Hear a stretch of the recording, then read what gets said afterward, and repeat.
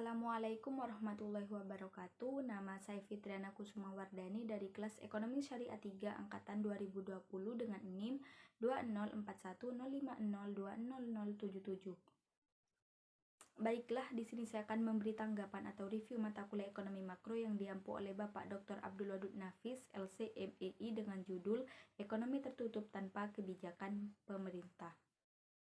Secara teoritis, ekonomi ada 3 macam, yaitu yang pertama ekonomi 2 sektor atau ekonomi tertutup tanpa kebijakan pemerintah.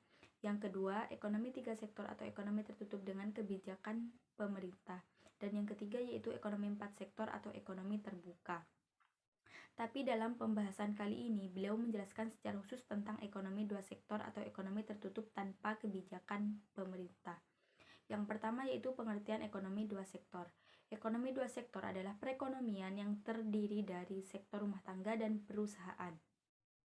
Jadi dalam perekonomian 2 sektor tidak ada pemerintah dan tidak ada luar negeri, di mana masyarakat memproduksi kemudian masyarakat juga mengkonsumsi, dan pemerintah tidak intervensi baik dari sisi produksi atau dari sisi konsumsi. Pemerintah juga tidak memungut pajak dan tidak memberikan subsidi atas apa yang dilakukan atau diproduksi oleh masyarakat sehingga masyarakat benar-benar mandiri. Perekonomian 2 sektor merupakan bentuk yang paling sederhana dalam analisis makroekonomi mengenai penentuan tingkat kegiatan ekonomi suatu negara. Yang kedua yaitu diagram alir perekonomian 2 sektor.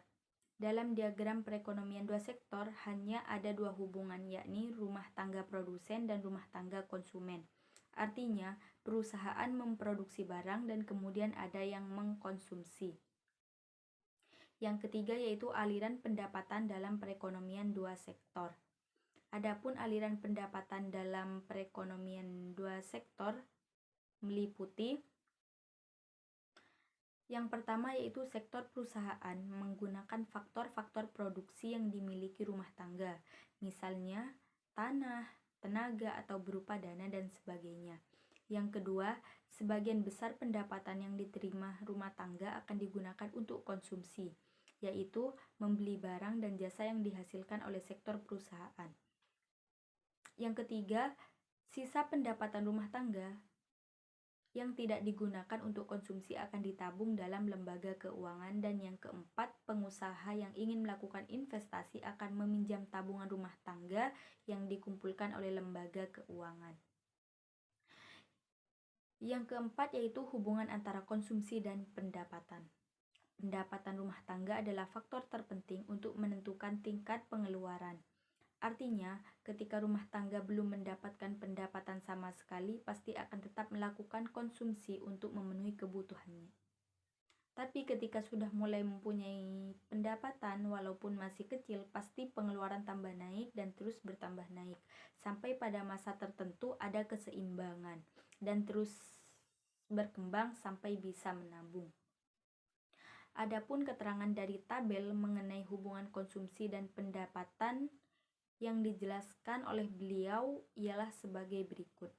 Yang pertama, pada pendapatan yang rendah, rumah tangga mengambil tabungan.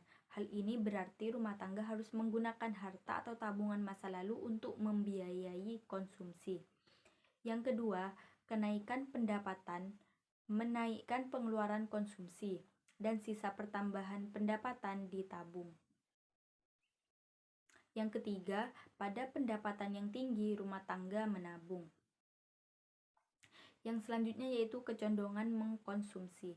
Kecondongan mengkonsumsi dibagi menjadi 2 bagian, yaitu kecondongan mengkonsumsi marginal dan kecondongan mengkonsumsi rata-rata.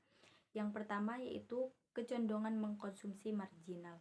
Kecondongan mengkonsumsi marginal merupakan perbandingan antara pertambahan konsumsi yang dilakukan dengan pertambahan disposable income yang diperoleh. Yang kedua yaitu kecondongan mengkonsumsi rata-rata.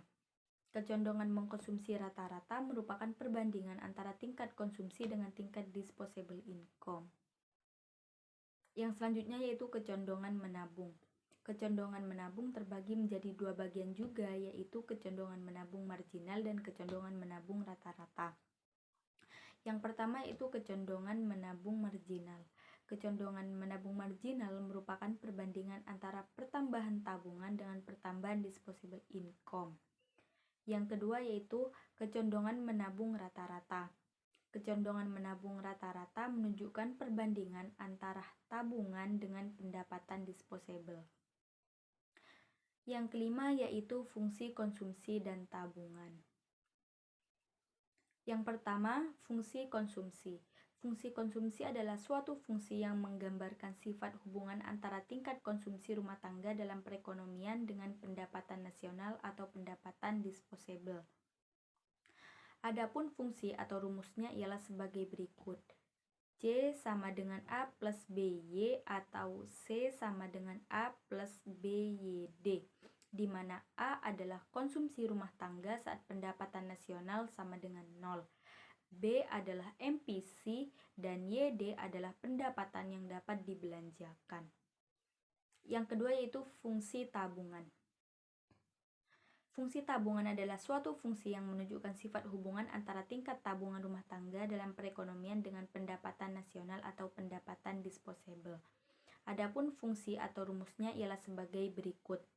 E sama dengan min A plus buka kurung 1 min B tutup kurung Y atau E sama dengan min A plus buka kurung 1 min B tutup kurung YD. Yang keenam yaitu investasi. Investasi sering dikenal dengan nama penanaman modal. Investasi merupakan komponen kedua yang menentukan pengeluaran agregat. Kemudian pengertian investasi. Pengertian investasi sendiri adalah pengeluaran atau perbelanjaan penanam modal atau perusahaan untuk membeli barang-barang modal dan perlengkapan-perlengkapan produksi untuk menambah kemampuan memproduksi barang dan jasa yang tersedia dalam perekonomian. Yang selanjutnya, pengeluaran dalam investasi. Pengeluaran dalam investasi meliputi yang pertama, pembelian barang modal yaitu mesin-mesin dan peralatan produksi lain untuk mendirikan berbagai jenis industri dari perusahaan. Yang kedua, penggantian barang-barang modal yang telah didepresiasikan. Jadi, barang yang sudah menyusut atau rusak diganti dengan barang yang baru. Yang ketiga yaitu pengeluaran untuk pembangunan kantor, pabrik, dan lain-lain. Yang keempat, pertambahan nilai stok barang-barang yang belum terjual. Selanjutnya, faktor penentu investasi. Faktor penentu investasi yang pertama, tingkat keuntungan yang diramalkan akan diperoleh. Yang kedua, suku bunga. Ketika suku bunga tinggi, maka investor lebih suka menyimpan uangnya di bank.